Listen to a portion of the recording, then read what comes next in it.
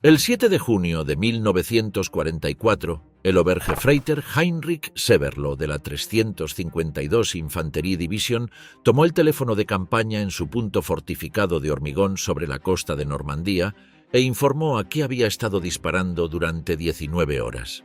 El interior de doble UN-62 olía a cordita y metal caliente.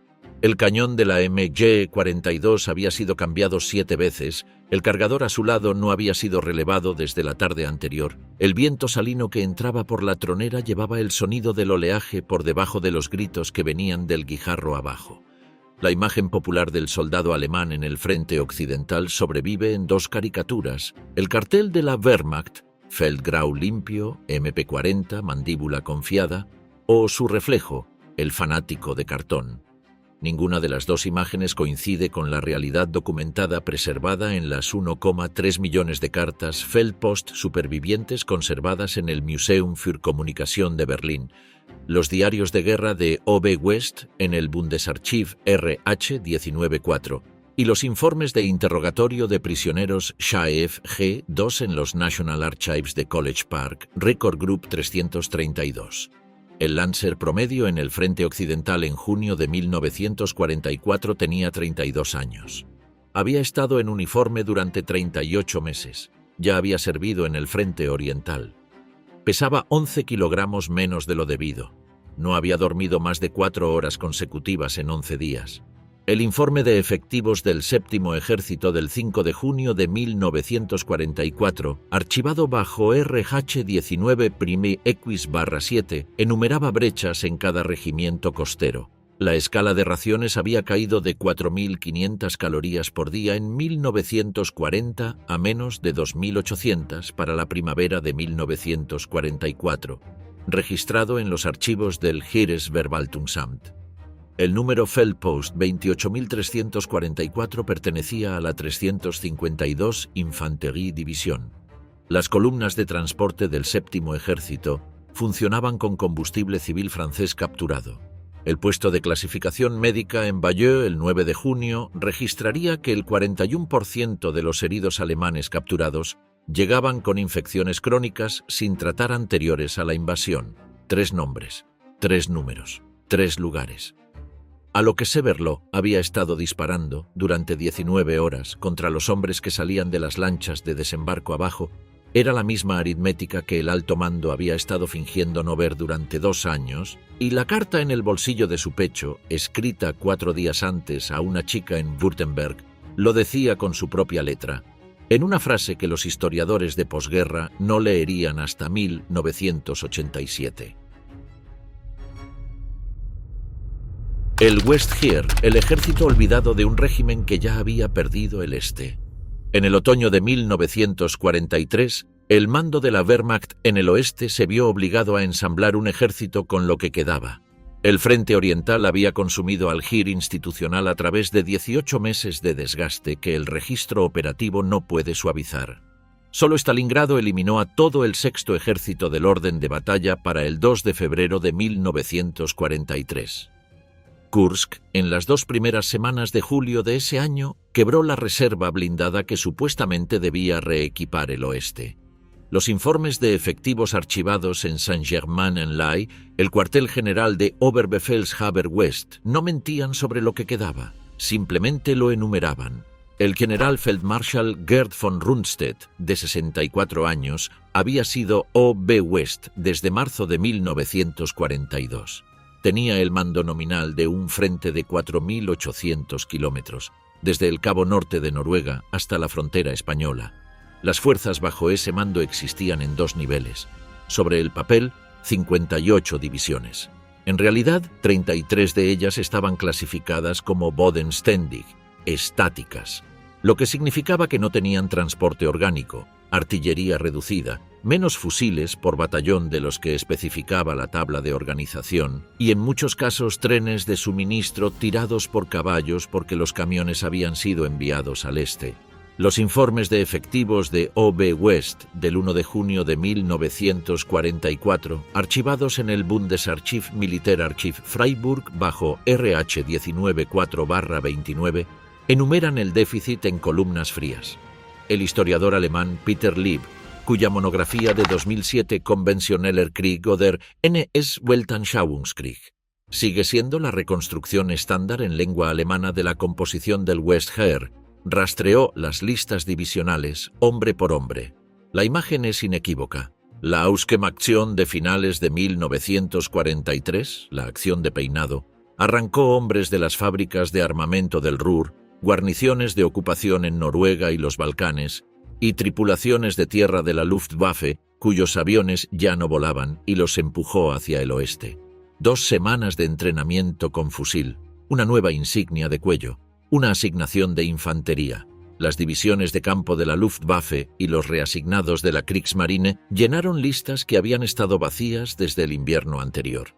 El reemplazo que llegó a la 716 Infanterie Division en Caen en marzo de 1944 tenía 41 años y había disparado por última vez un fusil en las trincheras del Frente Occidental en 1918. El reemplazo que llegó a la 709 en Cherbourg era un maquinista de 46 años de Düsseldorf, cuyo Wehrpass registraba una afección cardíaca. Estos no eran casos excepcionales. El diario de guerra del Cuerpo de 84 Army Corps, RH 24-84 en Freiburg, registra los perfiles médicos de los reemplazos entrantes en entradas que abarcan el invierno de 1943 hasta la primavera de 1944. La frase recurrente en la mano del oficial médico es bedingt verwendungsfähig, apto condicionalmente para el servicio. Se aplicaba a casi un tercio de los hombres que llegaban a los regimientos costeros para abril. La otra capa era aún más oscura. Los Ostbataillone, batallones de voluntarios orientales, estaban compuestos en gran parte por antiguos prisioneros de guerra soviéticos que habían aceptado servir con uniforme alemán en lugar de morir en los campos. Documentados en Bundesarchiv RH 53-23, fueron adscritos a divisiones costeras por toda Normandía y Bretaña. Georgianos, azeríes, ucranianos, tártaros del Volga, cosacos, tártaros de Crimea, armenios.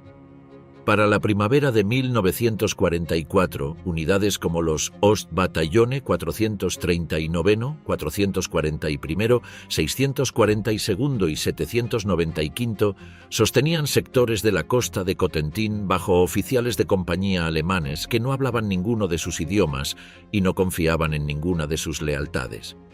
Las inspecciones de cuerpo de marzo y abril de 1944 registran escasez de traductores en casi todos los batallones. La tasa documentada de negativa dentro de estos batallones, cuando llegó la invasión, no fue ocultada en el registro de posguerra, simplemente no fue recuperada por él. El 439 Ostbataillon, adscrito a la 709 Infanterie Division cerca de Saint-Mère-Église, se rendiría como unidad organizada dentro de las 48 horas posteriores a los primeros lanzamientos aerotransportados estadounidenses del 6 de junio. Los conscriptos Volksdeutsche llegaron desde Alsacia, Lorena, Luxemburgo y la zona anexada de Eupen-Malmedy, hombres con apellidos alemanes cuya lengua materna había sido el francés durante 2 generaciones, cuyas familias eran rehenes del cumplimiento, cuyos expedientes de servicio en RH-15 registran el mecanismo legal por el cual su ciudadanía fue reasignada en 1940 y su obligación militar siguió en cuestión de meses. Los conscriptos alsacianos se llamaban a sí mismos malgré nous, a pesar de nosotros mismos. Más de 130.000 de ellos fueron reclutados por la Wehrmacht durante la guerra. Una parte significativa sirvió en el frente oriental, una minoría medible fue rotada hacia el oeste para la primavera de 1944. La fiabilidad política de estos hombres era una preocupación constante en los informes semanales de cuerpo. Los informes no registran lo que esos hombres sentían, registran lo que sus comandantes temían. Este era el ejército que enfrentaría la mayor operación anfibia de la historia. Los hombres que construyeron la memoria popular del Westheer escribieron después. Los interrogadores de posguerra de Rundstedt en 1945 lo encontraron cortés y lúcido. Sus jefes de operaciones dieron testimonio en Nuremberg y proporcionaron el primer marco en lengua inglesa a través del cual se entendería el frente occidental. Hans Speidel, jefe de Estado Mayor de Rommel, Escribió sus memorias Invasion 1944 en 1949. El programa Foreign Military Studies de la US Army Historical Division recopiló más de 2.500 manuscritos de oficiales alemanes capturados entre 1945 y 1959. El marco que surgió de estos documentos no fue inventado. Fue simplemente selectivo. Centraba al cuerpo de oficiales. Enfatizaba las decisiones de mando, ubicaba la catástrofe en la interferencia de Hitler y la mala asignación de la Reserva Panzer. Rara vez miraba al maquinista de 46 años de Düsseldorf con la afección cardíaca. El archivo registró ambas historias. La historia publicada recuperó una.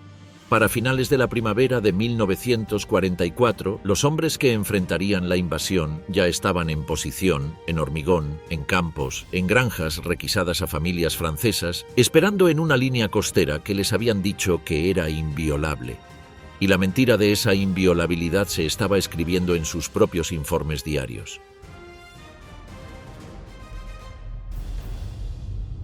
El muro atlántico, la ficción de hormigón que los soldados construyeron con sus propias manos.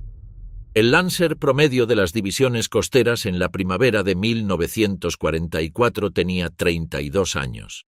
Estaba cansado, desnutrido, a menudo era un conscripto polaco, alsaciano o checo, y estaba construyendo, con sus propias manos, el muro detrás del cual se suponía que debía morir. Este perfil no es una composición literaria. Es la intersección documentada de dos conjuntos de registros independientes, las cartas Feldpost, archivadas en el Museum für Kommunikation Berlin y el Deutsches Tagebucharchiv en Emmendingen, y los informes de interrogatorio Schaef G., dos de prisioneros capturados del Westheer, archivados en Nara Record Group, 331 desde octubre de 1943 en adelante. Los dos archivos, compilados por enemigos en lados opuestos de una guerra, coinciden. Las películas de propaganda contaban una historia diferente. Los noticiarios del Atlantic Wall de 1943 mostraban casamatas de hormigón, cañones navales en torretas, obstáculos sembrados a lo largo de las playas durante la marea baja, posiciones de ametralladoras entrelazadas a lo largo de 2 kilómetros de duna. Las imágenes eran reales. El sistema no lo era. Para cuando el general Feldmarschall Erwin Rommel llegó para inspeccionar Heeres Group B en enero de 1944, el muro llevaba casi 3 años en construcción. Sus informes de inspección, archivados en su propio diario de guerra de Heeres Group B bajo Bundesarchiv RH 19 Primische Kriegs, describen lo que encontró. En el sector de Normandía, el mismo terreno en el que desembarcaría la invasión, el muro estaba aproximadamente completado en un 18%. El Lagebericht del 22 de abril de 1944, RH19 y X/4, registra la evaluación con la propia letra de su oficial de Estado Mayor. Los cañones navales en torretas existían en Cap Gris-Nez y Cherbourg. No existían entre la desembocadura del Vira y el Orne.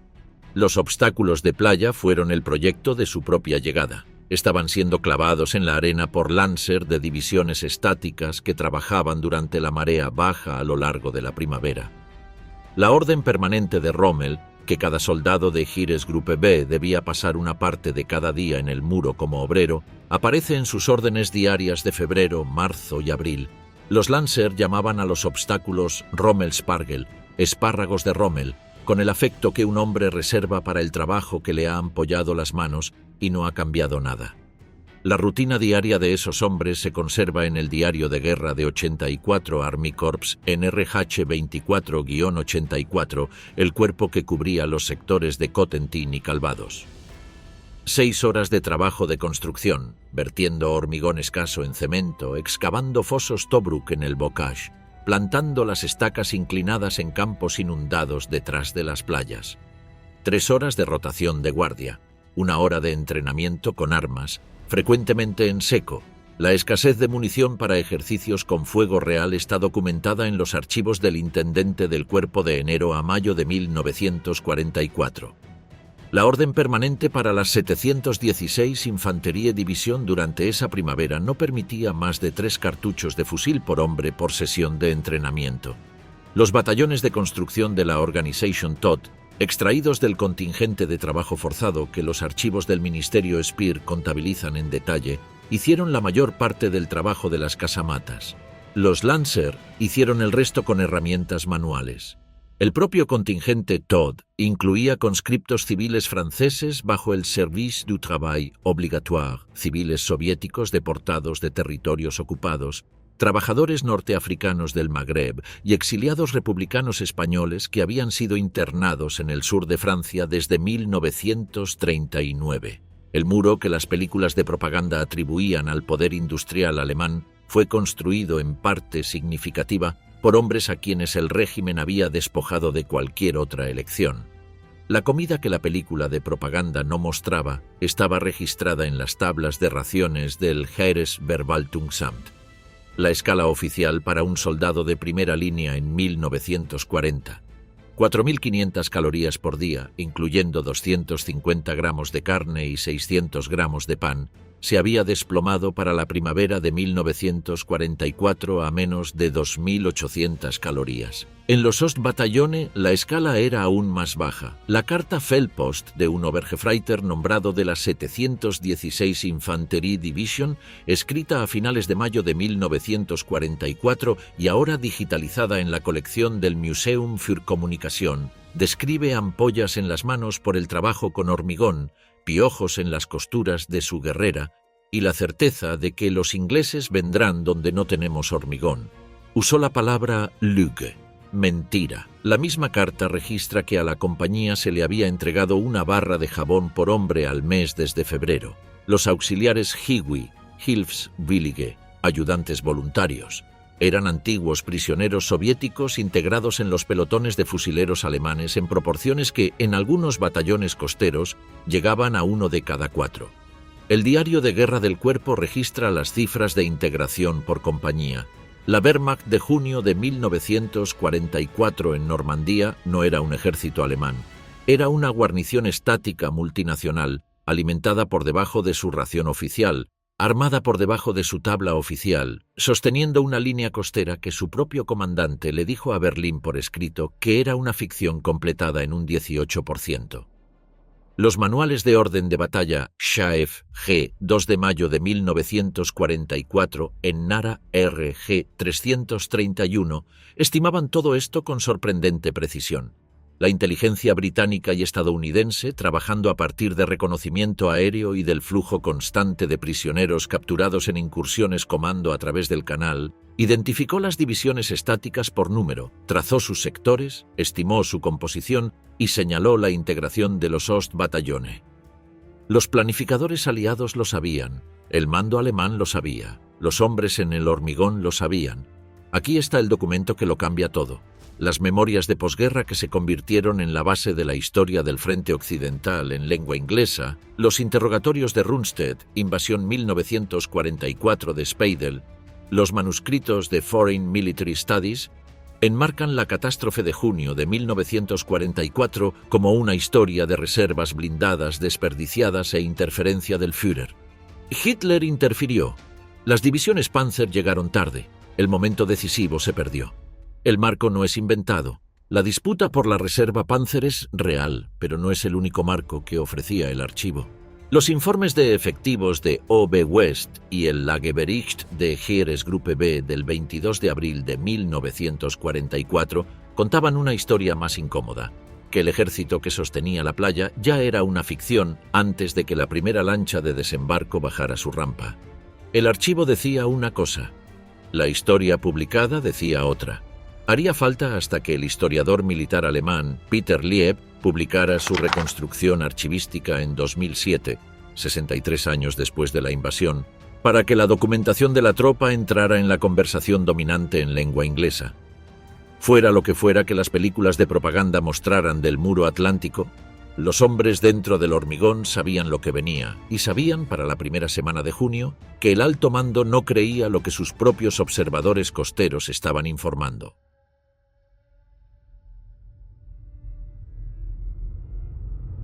80 días en Normandía, la campaña que consumió al West Heer a las 6:30 del 6 de junio de 1944, la primera oleada de asalto estadounidense tocó el guijarro al pie de doble UN-62, y los hombres que disparaban hacia abajo contra ellos llevaban 31 horas despiertos. La MG-42 del Obergefreiter Heinrich Severloh estaba detrás de una tronera aproximadamente 50 metros por encima de la marca de pleamar de lo que los mapas operativos aliados designaban Easy Red y Fox Green, el sector central de la playa que los planificadores aliados llamaban Omaha. Sus propias notas contemporáneas, reconstruidas en sus memorias UN-62, publicadas en 2000, describen la mañana con detalle operativo: el bombardeo de la artillería naval desde mar adentro, el fracaso de la preparación aérea para abrir cráteres en el acantilado, el momento en que bajaron las rampas de las primeras lanchas de desembarco, el ángulo de su arco de tiro, el gasto de munición que su unidad registró hora por hora. Disparó, según su propio relato, durante 9 horas antes de que UN-62 fuera suprimido. Debajo de él se estaba escribiendo la aritmética de bajas de las 1ª y 29ª divisiones de infantería estadounidenses. El suyo era un punto fortificado entre docenas.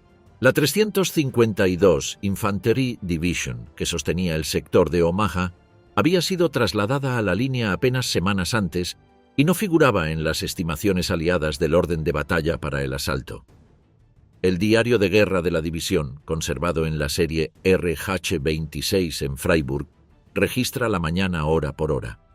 Para las 9:00, el comandante regimental del Grenadier Regiment 916, Oberst Ernst Goth, había comprometido sus reservas. Para el mediodía, el comandante divisional, Generalleutnant Dietrich Kreis, estaba informando penetraciones que ya no tenía la mano de obra para contener. Para la noche del 6 de junio, la 352 había absorbido bajas del orden del 20% de su fuerza de fusileros.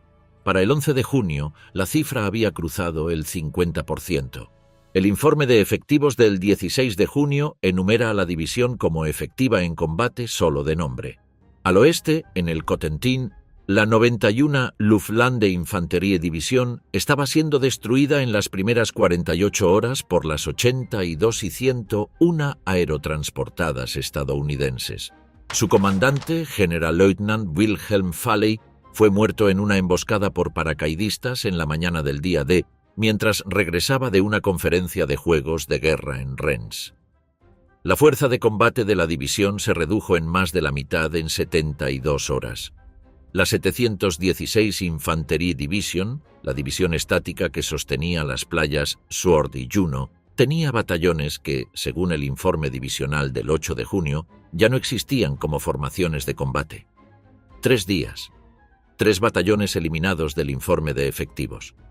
La dominación operativa aliada era material. El 9º Tactical Air Command de la US 9th Air Force puso cientos de P-47 Thunderbolts sobre el campo de batalla de Normandía a la luz del día. Los Javos, el término de los Lancer alemanes para los cazabombarderos, hicieron imposible el movimiento por carretera durante el día para cualquier columna con ruedas. El diario de guerra de la Panzerlehr División registra que el 7 de junio, intentando avanzar desde Le Mans hacia la cabeza de puente, la división perdió entre 40 y 80 vehículos por ataque aéreo en un solo día, dependiendo de la fuente. Su comandante, Generalleutnant Fritz Bayerlein, dio la cifra más alta en un manuscrito de Foreign Military Studies de posguerra en Nara RG 549. El país de setos al sur de Carentan, el Bocage, devoraba infantería. El historiador Niklas Zetterling, en su reconstrucción de 2000 Normandie 1944, trazó las curvas de bajas divisionales a partir de los informes de efectivos alemanes. Las divisiones de primera línea perdían entre el 50 y el 70% de su fuerza de fusileros dentro de las 3 semanas posteriores a su compromiso. La emboscada alemana con MG-34 y MG-42 en las esquinas de los setos, alta cadencia de fuego, corto alcance, cobertura densa, retirada por caminos hundidos, compraba tiempo al costo de cada artillero atrapado en el inevitable contrabombardeo. La ración en unidades cercadas colapsó a menos de 1.400 calorías por día. Los informes médicos de Heeresgruppe B registran los diagnósticos de Gefechtsneurose, agotamiento de combate, aumentando a lo largo de julio. El puesto de clasificación de Bayeux registró solo entre el 9 y el 30 de junio más de 1.200 heridos alemanes pasados a custodia aliada.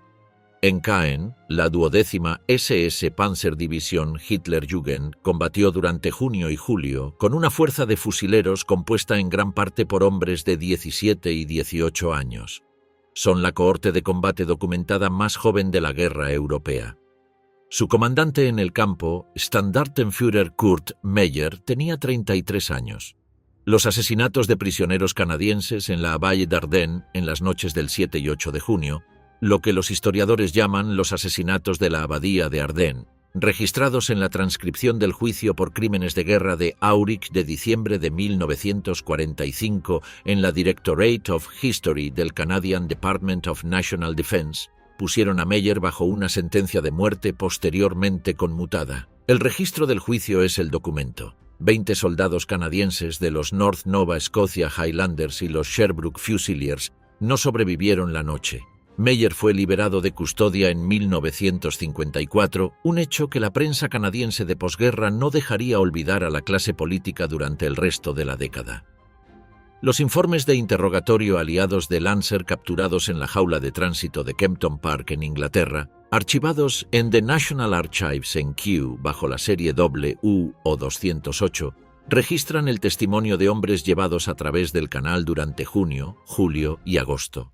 Los interrogadores señalaron agotamiento, hambre, piojos, 11 kilogramos de pérdida de peso, la ausencia de cualquier creencia de que la guerra aún pudiera ganarse. Los perfiles políticos variaban. Algunos eran nazis comprometidos. La mayoría no lo eran. Muchos habían servido en el frente oriental y no les quedaban ilusiones que perder. El resumen de un interrogador, escrito a finales de julio y conservado en la serie WU o 208, observó que los hombres capturados de la 352 Division hablaban de la invasión como los hombres hablan de una inundación. No como algo contra lo que habían luchado, como algo que había llegado.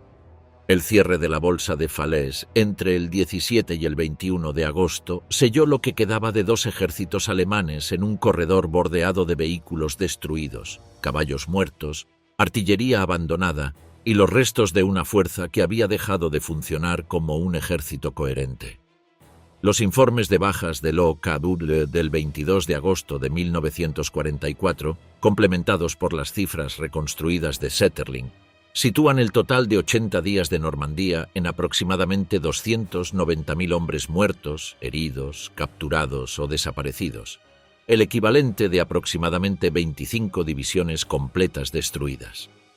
El interrogatorio Schaeff de un Lancer nombrado capturado en Falaise el 19 de agosto, registrado ese verano y aparecido en los National Archives en la década de 1970, describe caminar desarmado junto a miles de sus camaradas por el corredor bajo un cielo lleno de aviones aliados. Usó la palabra Friedhof, cementerio. Para la tercera semana de agosto, lo que caminaba hacia el este fuera del corredor de Falaise ya no era un ejército. Era la fracción superviviente de uno, y los hombres dentro de esa fracción contarían una historia, cuando finalmente la contaran, que las historias oficiales aliadas no estarían listas para escuchar durante 40 años. Del Sena al Rin, la retirada que a los soldados se les ordenó no llamar retirada. En septiembre de 1944, el ejército alemán que había marchado sobre París en 1940 volvió a caminar por los mismos caminos en dirección opuesta y las unidades que cruzaban la frontera del Reich en la primera semana de ese mes estaban compuestas por hombres que 6 semanas antes habían sido clasificados como no aptos para el servicio de primera línea. La retirada cubrió 600 kilómetros en menos de 30 días. La orden de O.B. West prohibía el uso de la palabra Rückzug. La terminología oficial era Absetzbewegung, movimiento de separación. Los hombres lo llamaban lo que era. La red ferroviaria que había llevado adelante la invasión de 1940 ya no existía en ningún sentido operativo. El bombardeo estratégico aliado durante la primavera y el verano de 1944 había reducido la capacidad ferroviaria francesa y belga en más del 70%. Las divisiones alemanas que se retiraban de Normandía se movían a pie.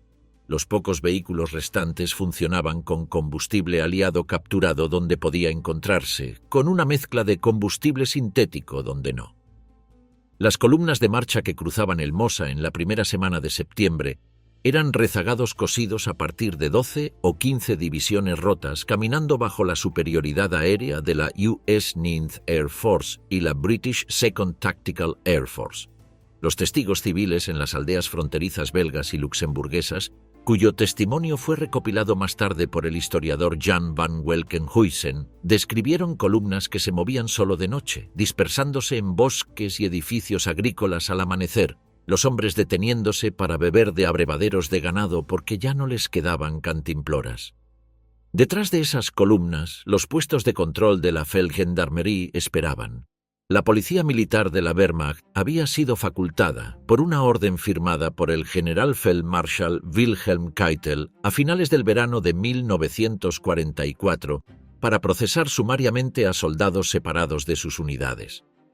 Los historiadores Manfred Messerschmitt y Fritz Wüllner, en su reconstrucción archivística de 1987 Die Wehrmachtjustiz im Dienste des Nationalsozialismus, documentaron la escala. Más de 22.000 sentencias de muerte confirmadas de la Wehrmacht a lo largo de toda la guerra, con la mayor concentración cayendo en los últimos 12 meses. Entre septiembre de 1944 y enero de 1945, al menos 12.000 soldados alemanes fueron ejecutados por su propio sistema de justicia militar por deserción o por Wehrkraftzersetzung, socavamiento de la moral militar. Las cifras están reconstruidas a partir de los archivos Feldgericht supervivientes en el Bundesarchiv. La Wehrmacht del último invierno estaba castigando a sus propios hombres a una escala sin precedentes en la historia militar europea moderna. La carta Feldpost de un Lancer nombrado de la 89 Infanterie Division, escrita desde una posición en el Hürgenwald en diciembre de 1944, recuperada de sus efectos personales después de la guerra y conservada en un depósito familiar en el Deutsches Tagebucharchiv Emmendingen, describe un puesto de control en un cruce al oeste de Schmidt. Un amigo, separado de la unidad durante la retirada de la noche anterior, fue ordenado salir de la columna. La carta no describe lo que siguió. Registra solo que el nombre del amigo nunca volvió a aparecer en el informe matutino de la compañía. El historiador debe leer entre líneas. El Bundesarchiv no.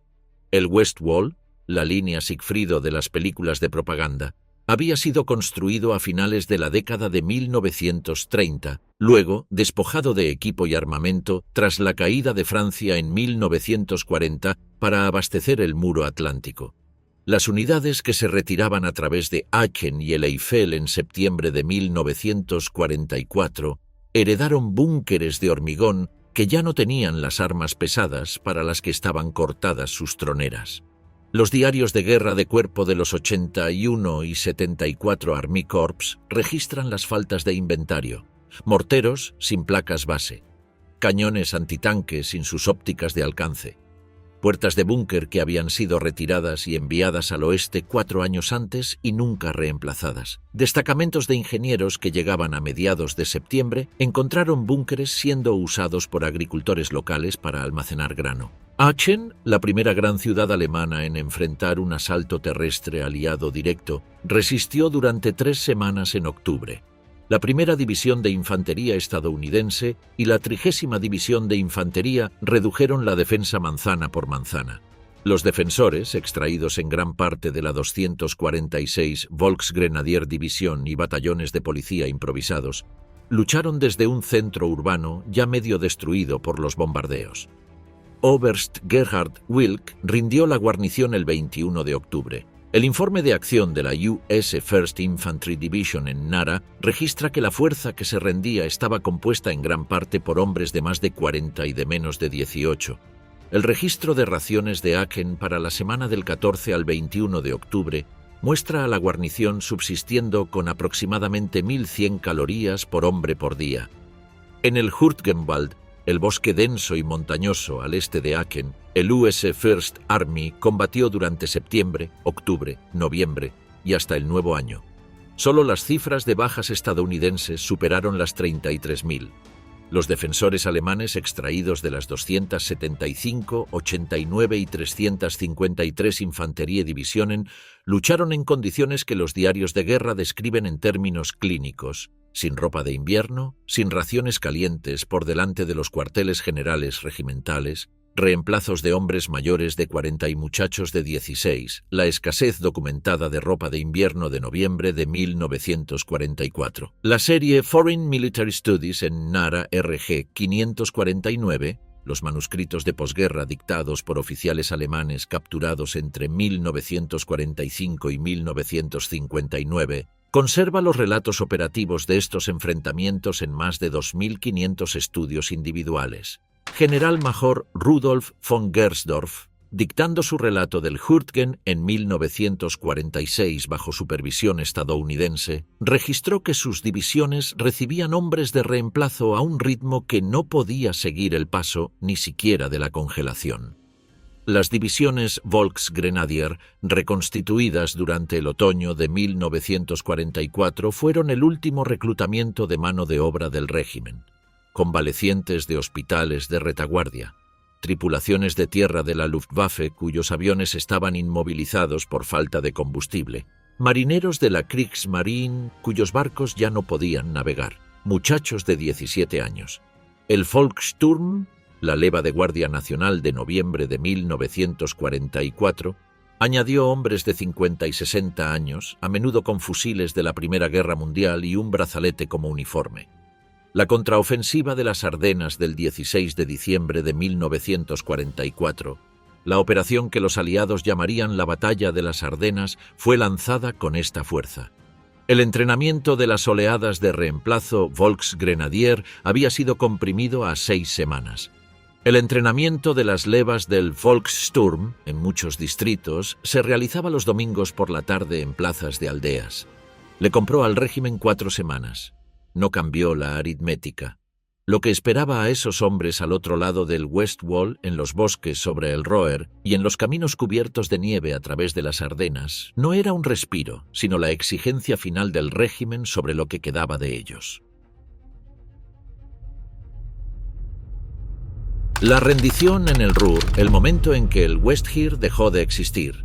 El 18 de abril de 1945, en una quebrada boscosa fuera de Düsseldorf, el general Feldmarschall Walter Model despidió los restos de su grupo de ejércitos y caminó solo hacia los árboles.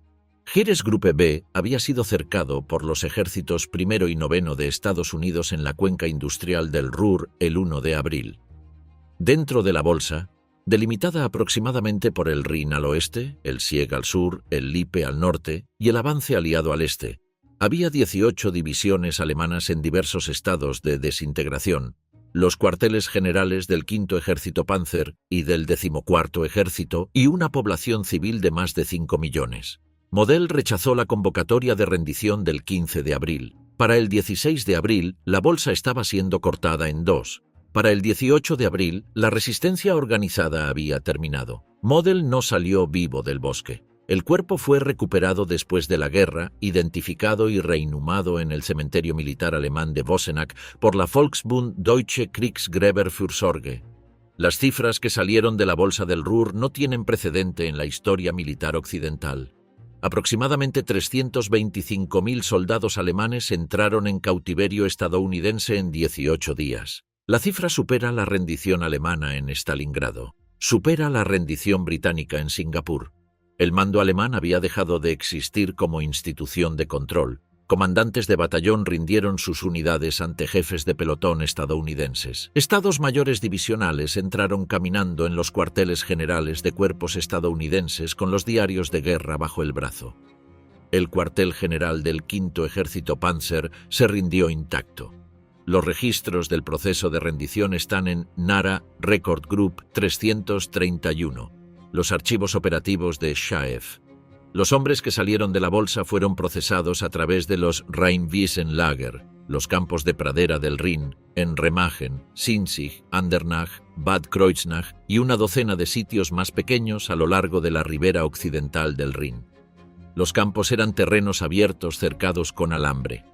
Durante abril, mayo y hasta junio de 1945, las condiciones en los campos más grandes fueron severas.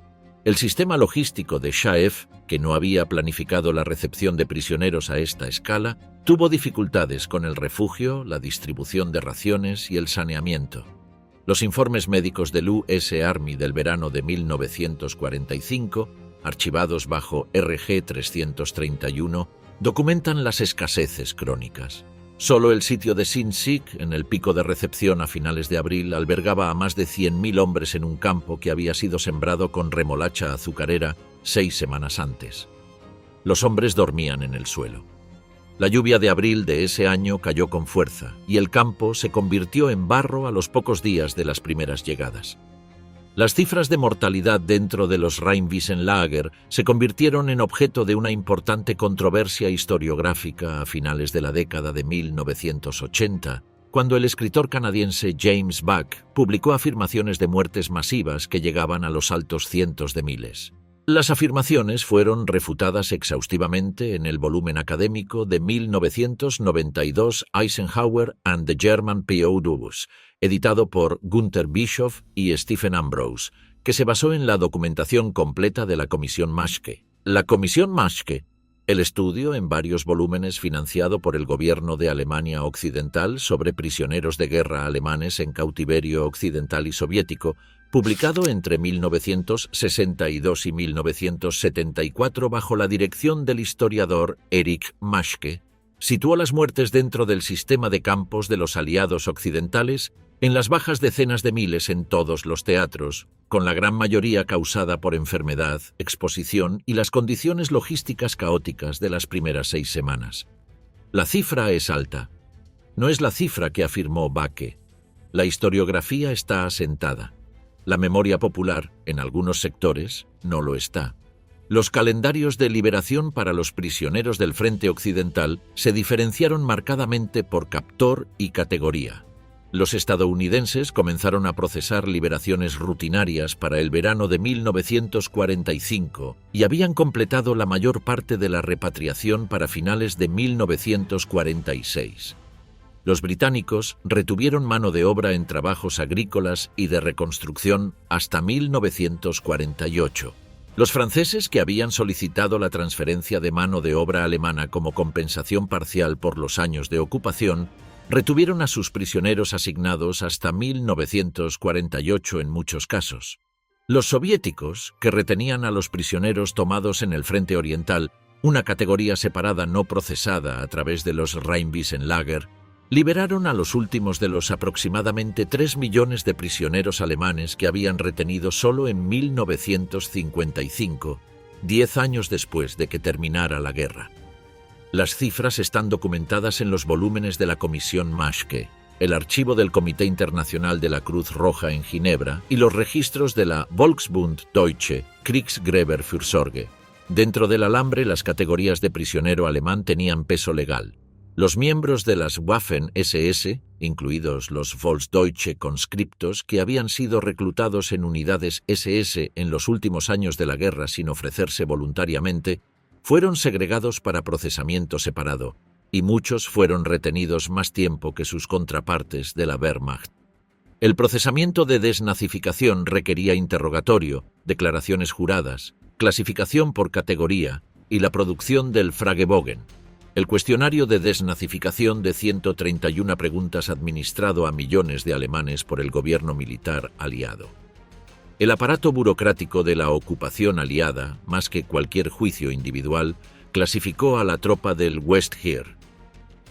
Las 5 categorías, delincuente mayor, delincuente menor, seguidor y exonerado, seguirían a los hombres hacia la Alemania civil reconstruida de finales de la década de 1940 y la década de 1950, moldeando el empleo, las pensiones y el silencio público que descendió sobre lo que los hombres habían hecho y visto.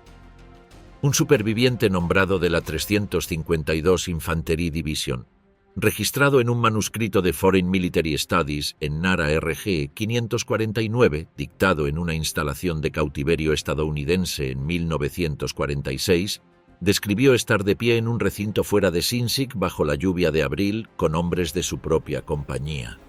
Con algunos había combatido en Omaha, a algunos no los había visto desde la retirada a través del Sena. No hablaban de la guerra, hablaban de la cosecha, de esposas, de si las cartas a casa estaban siendo entregadas. La nota del interrogador registra que el hombre tenía 34 años, pesaba 56 kilogramos y había servido continuamente desde septiembre de 1939. Se le había entregado un solo capote de la Wehrmacht en noviembre de 1941 y todavía lo llevaba puesto. Aquí está la parte que el consenso de posguerra no puede explicar hasta hacerla desaparecer. La desaparición de la experiencia del Lancer de tropa de la narrativa dominante del frente occidental no es una conspiración. Es el resultado estructural de 3 presiones de posguerra convergentes, cada una de las cuales puede rastrearse en el registro documental. Primero, la utilidad política de la Guerra Fría. Cuando la Bundeswehr de Alemania Occidental fue reconstituida en 1955, la República Federal requería un pasado militar utilizable y la historiografía temprana de la Bundeswehr enfatizó encuadres que separaban a la Wehrmacht institucional de las peores acciones del régimen.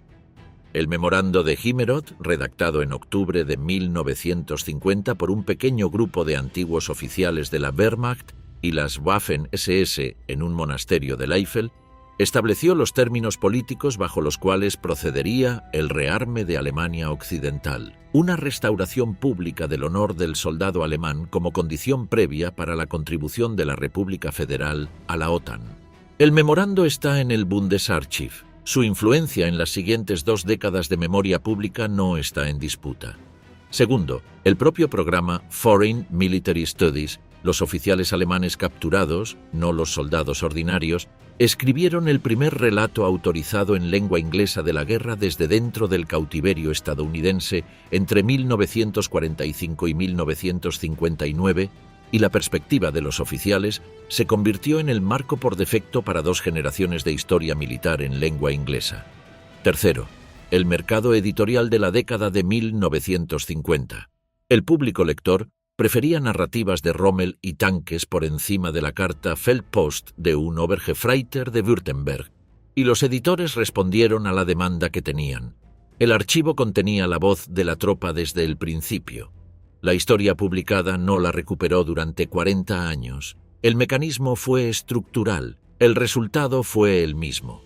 Lo que vino después, para los hombres dentro del alambre, no fue el final de su guerra, solo el final de la parte que los libros de texto finalmente aceptarían recordar.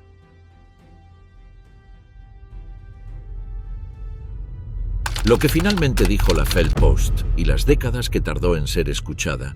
En el sótano del Museum für Kommunikation, en la Leipziger Straße de Berlín, entre 1,3 y 3 millones de cartas Feldpost de soldados alemanes de la Segunda Guerra Mundial reposan en cajas libres de ácido y cada una tiene una dirección de remitente, una fecha y una caligrafía que ya no está en disputa.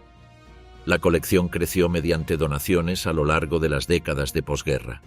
Las viudas murieron y sus hijos enviaron las cartas. Hijos vaciaron los áticos de madres que habían sobrevivido a sus esposos por medio siglo. Nietos encontraron los paquetes atados con cuerda en cajones de granjas por toda Baviera, Württemberg, Sajonia y Renania y los entregaron al archivo en lugar de tirarlos. El Deutsches Tagebucharchiv en Emmendingen, fundado en 1998 en la aldea de la Selva Negra de la que toma su nombre, conserva decenas de miles más, diarios, colecciones de cartas, papeles familiares donados por alemanes que vivieron el régimen y la guerra y el largo silencio que siguió. El catálogo del Westheer en esas cartas es más granular de lo que cualquier memoria de posguerra podría reproducir. El número Feldpost 28344 de la 352 Infanterie Division, el número Feldpost 25686 de la 716, el número Feldpost 31075 de la 12 SS Panzer Division. Cada número dirige a una unidad. Cada unidad dirige a un sector. Cada sector dirige a una fecha. Las cartas en las cajas, ordenadas por número Feldpost, reconstruyen el mapa operativo del ejército alemán en el oeste semana a semana desde el punto de vista de los hombres dentro de él. La recuperación institucional de este archivo llegó lentamente.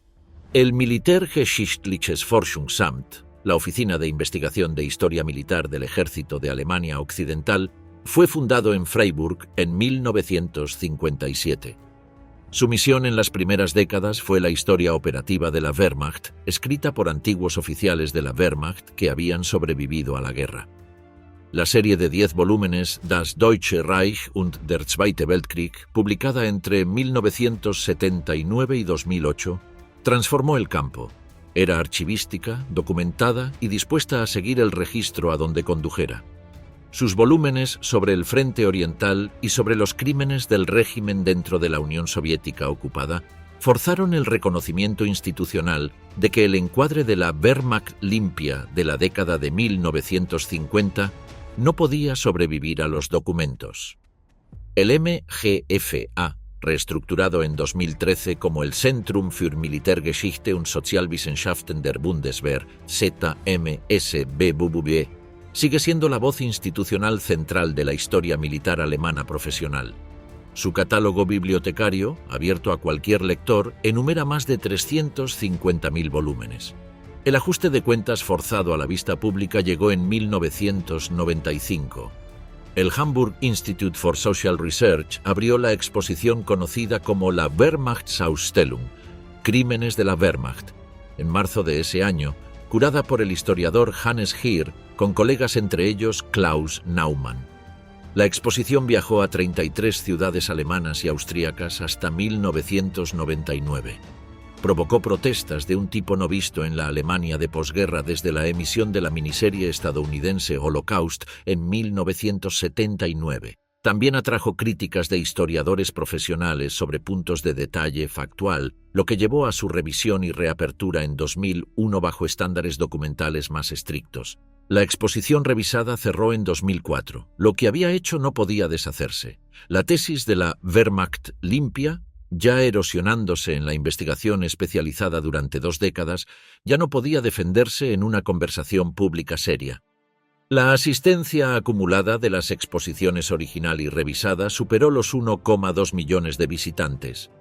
El silencio institucional de 50 años había sido roto en una plaza pública, frente a cámaras, en ciudades de las que los hombres del Westheer habían sido reclutados alguna vez.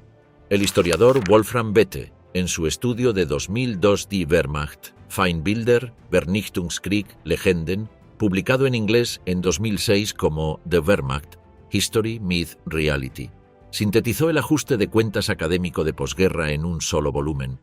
La reconstrucción archivística de Peter Lieb del Westheer siguió en 2007. La historia operativa granular del ejército en el oeste ya no era un secreto de especialistas. Estaba impresa, revisada por pares y era citable. Y entonces, a principios de la década de 2000, llegó el archivo que nadie había sabido que aún existía.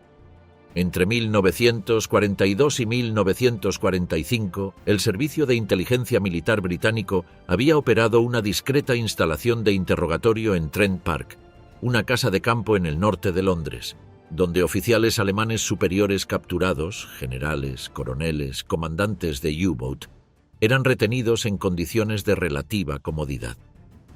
Las habitaciones tenían micrófonos ocultos. Las conversaciones eran transcritas. Las transcripciones llegaron a aproximadamente 50.000 páginas. Después de la guerra, los archivos fueron clasificados y conservados en los archivos británicos en Kew bajo la serie WO208. Fueron liberados por etapas entre finales de la década de 1990 y principios de la década de 2000. El historiador alemán Sonke Neitzel los descubrió en 2001. Con el psicólogo social Harald Welzer, produjo en 2011 el volumen Soldaten, Protokolle vom Kämpfen, Töten und Sterben, publicado en inglés como Soldaten, On Fighting, Killing and Dying. El libro reconstruyó, a partir de las propias conversaciones desprotegidas de los prisioneros alemanes registradas sin su conocimiento, el mundo mental de la Wehrmacht en su propia voz. La granularidad de la fuente no tiene paralelo.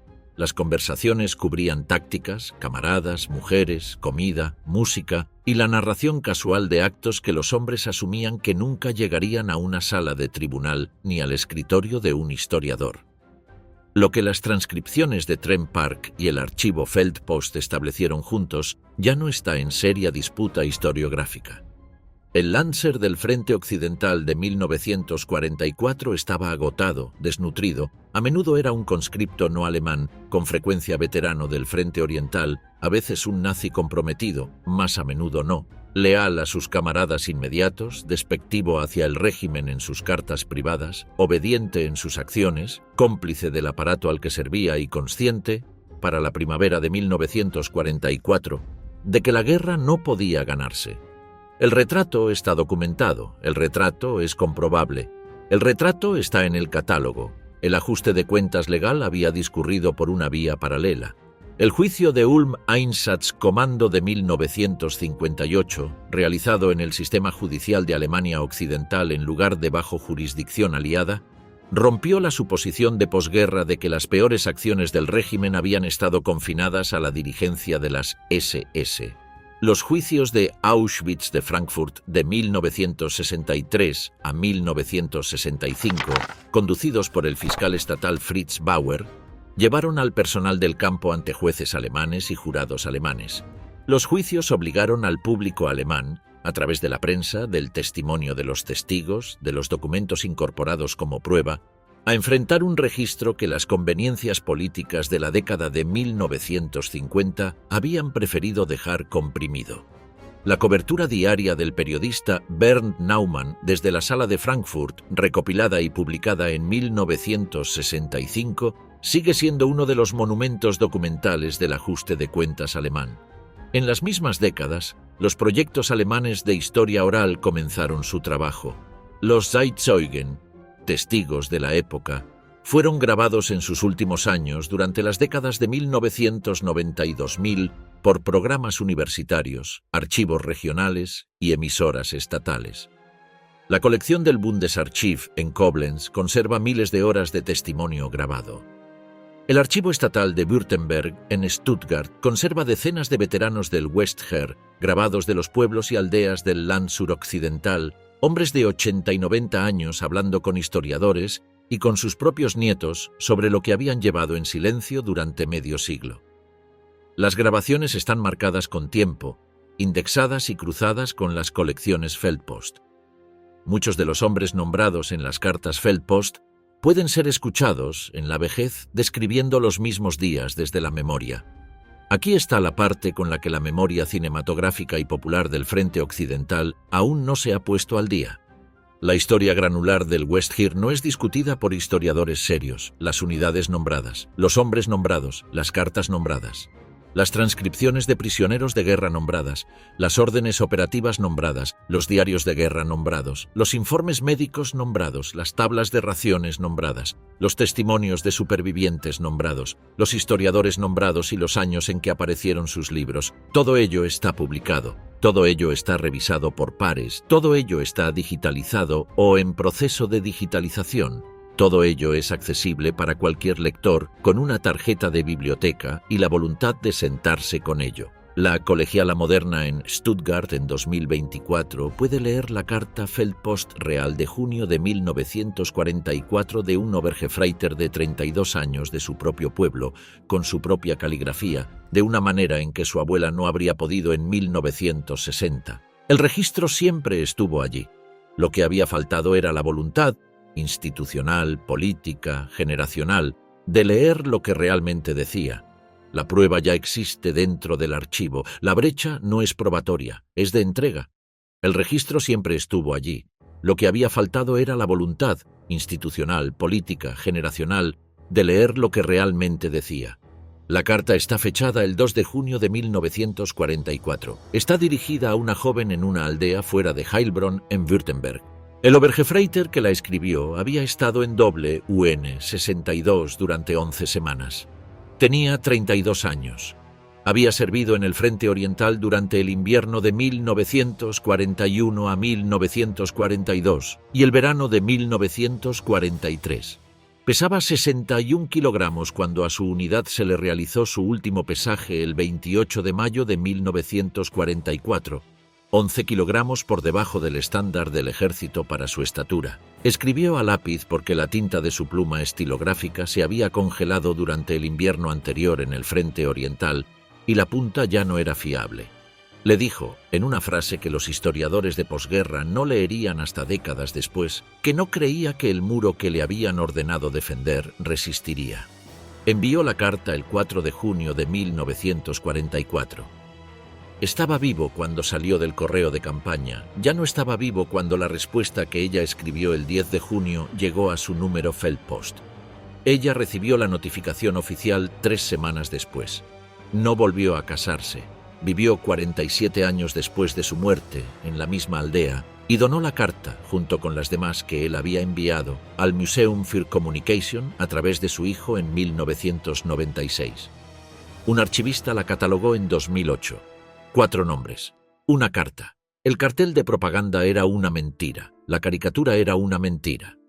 El hombre en el búnker tenía 32 años, 11 kilogramos por debajo de su peso, y escribió su nombre al pie de una hoja de papel que todavía está en el catálogo. El archivo lo recuerda. La industria de la historia tardó 40 años en aprender a leer lo que recordaba. Este contenido es solo para fines educativos y de reflexión histórica. Para citación académica, consulte las fuentes archivísticas primarias referenciadas.